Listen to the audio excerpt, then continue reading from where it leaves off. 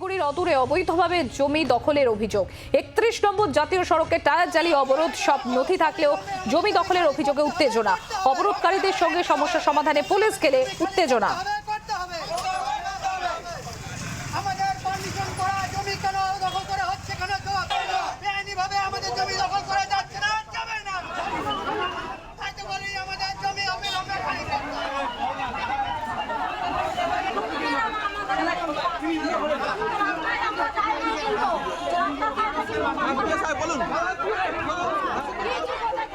শিলিগুড়ির অদূরে অবৈধভাবে জমি দখলের অভিযোগ। ৩১ নম্বর জাতীয় সড়কে সেখানে টায়ার জ্বালিয়ে অবরোধ, সব নথি থাকলেও জমি দখলের অভিযোগে উত্তেজনা। অবরোধকারীদের সঙ্গে সমস্যা সমাধানে পুলিশ গেলে উত্তেজনা শুরু হয়। জমি দখলে উত্তপ্ত শিলিগুড়ি, দেখতে পাচ্ছেন সেই ছবি আপনারা। নারায়ণ সিংহ রায় আমাদের প্রতিনিধি রয়েছেন আমাদের সঙ্গে। নারায়ণ, ঠিক কি অভিযোগ রয়েছে, কি ঘটেছে, কোথা থেকে এত বড় একটা ঘটনা ঘটছে? দেখো, এই জমি মাফিয়াদের দৌরত্ব কিন্তু শহর শিলিগুড়ি সহ শিলিগুড়ি মহকুমা এবং জলপাইগুড়ির বেশ কিছু এলাকায় কিন্তু দিন প্রতিদিন বাড়তে চলেছে, যা নিয়ে আজ কিন্তু মাত্রা ছাড়িয়েছে। কারণ আদিবাসীরা এতটাই ক্ষিপ্ত যে শিলিগুড়ি মহকুমার অদূরে ফাঁসিদহ ব্লকের এই ভীমবার এলাকায় জাতীয় সড়ক ৩১ প্রায় ৪ ঘন্টা একটু আগে ছিল, এখন ঘন্টা ৫ পর্যন্ত অবরোধ করে রেখেছে। তার কারণ আদিবাসীদের অভিযোগ যে তাদের জমি দিন প্রতিদিন জমি মাফিয়ারা দখল করছে এবং প্রশাসন যা নিয়ে হাত ধরে বসে রয়েছে। এবং এক কথায় বলা চলে তাদের অভিযোগ যে প্রশাসনের সাথে জড়িত না হলে কি করে তাদের জমি দখল করে। জানি শুরু হয় বচসা এবং তারা রাস্তায় টায়ার জ্বালিয়ে শিলিগুড়ি কলকাতা জানেন যে মেন রোড সেই জাতীয় সড়ক ৩১ বন্ধ করে রেখে দেয়, অবরোধ করে রেখে দেয়। এখন অব্দি অবরোধ চলছে। পরবর্তীতে পুলিশ ঘটনাস্থলে বিশাল পুলিশ বাহিনী এসে তাদের বোঝানোর চেষ্টা করে, তারা কোনোভাবেই বুঝতে পারে না, বোঝে না।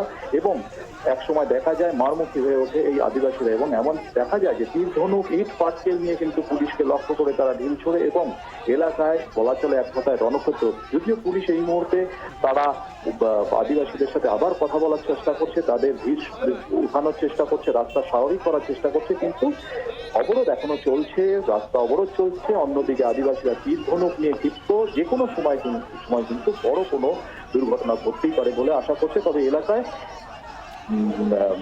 কাশিয়ানের এসিপি কাস্টিয়ান থেকে শুরু করে এবং অ্যাডিশনাল এসপি থেকে শুরু করে অর্থাৎ উচ্চপদস্থ কর্তারা সেখানে রয়েছে, তাই তো? নারায়ণ, তুমি আমাদের সঙ্গে থাকো। আপনাদের আরো একবার জানাই যে ছবি আপনারা এই মুহূর্তে দেখতে পাচ্ছেন শিলিগুড়ির অদূরেই অবৈধভাবে জমি দখলের অভিযোগ। ৩১ নম্বর জাতীয় সড়কে টায়ার জ্বালিয়ে অবরোধ, সব নথি থাকলেও জমি দখল করা হচ্ছে। এই অভিযোগে উত্তেজনায় অবরোধকারীদের সঙ্গে সমস্যা সমাধানে পুলিশ গেলে উত্তেজনা আরো বাড়ে।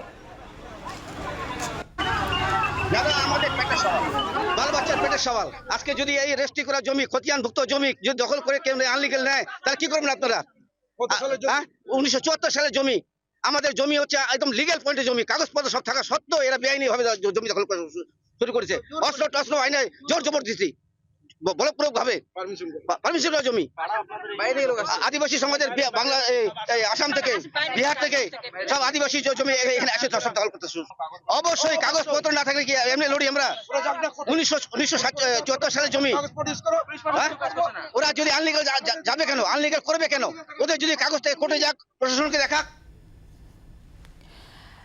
নারায়ণ রয়েছেন আমাদের সঙ্গে। নারায়ণ, আমরা শুনলাম তাদের অভিযোগ, যাদের জমি তারা বলছেন 1974 সালের জমি হলেও তার প্রপার রেজিস্ট্রেশন রয়েছে, সমস্ত বৈধ নথিপত্র তাদের রয়েছে এবং তারপরেও জবরদস্তি জমি দখল করা হচ্ছে। দেখো, মূলত যে যারা বলছেন যে জমি তাদের, যাদের কাছে কাগজপত্র রয়েছে, কিন্তু অন্যদিকে আদিবাসীরা বলছে এই জমি তাদের।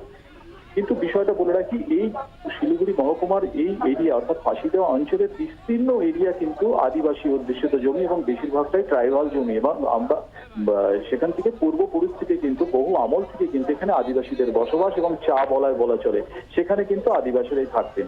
এবার যারা বলছে তাদের জমি, তাদের নথিপত্র রয়েছে, তাদের আদিবাসীদের পাল্টা বক্তব্য যে তাদের নথিপত্র কি করে হয়, কারণ তাদের পূর্বপুরুষ থেকে তাদের এখানে বসবাস, প্রায় 200 বছর ধরে তাদের বসবাস। এবং এই পুরো বলয়টাই অর্থাৎ এই চা বলয় অর্থাৎ শিলিগুড়ি মহকুমার বিস্তীর্ণ এলাকা কিন্তু আদিবাসীদের চা বলয় রয়েছে, সেই চা বলয় রয়েছে, সেইখানে কিন্তু আদিবাসীদেরই বসবাস।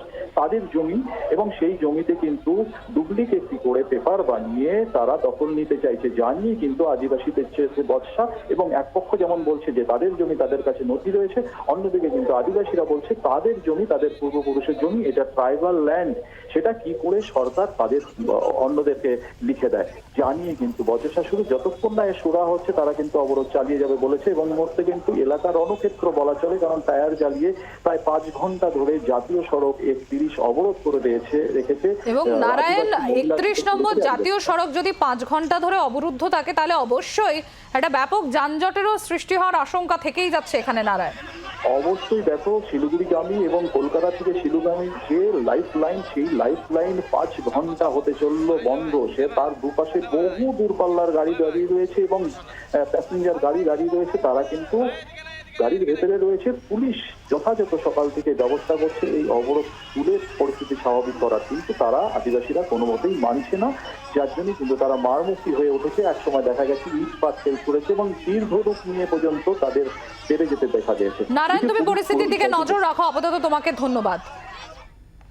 আপনারা শুনতে পেলেন, এখানে যে ছবি আপনারা এই মুহূর্তে দেখছেন, রীতিমতো অগ্নিগর্ভ পরিস্থিতি তৈরি হয়েছে শিলিগুড়ির অদূরেই এই জায়গায়, এবং সেখানে 31 নম্বর জাতীয় সড়কে সেখানে বিক্ষোভ দেখানো হচ্ছে টায়ার জ্বালিয়ে। এবং কি অভিযোগ করা হচ্ছে, যে আদিবাসীদের তরফ থেকে অভিযোগ করা হচ্ছে যে পূর্বপুরুষের সূত্রে তাদের এই জমি পাওনা, এবং সেই জায়গায়, এবং অপর পক্ষের অভিযোগ যে সেই জমির রেজিস্ট্রেশন রয়েছে বৈধ নথিপত্র। অর্থাৎ এই নিয়েই সমস্যা। পুলিশ সেখানে গেলে উত্তেজনা বাড়ে, এবং আপাতত ঘটনাস্থলে পুলিশ রয়েছে, পরিস্থিতি সামাল দেওয়ার তারা চেষ্টা চালাচ্ছে।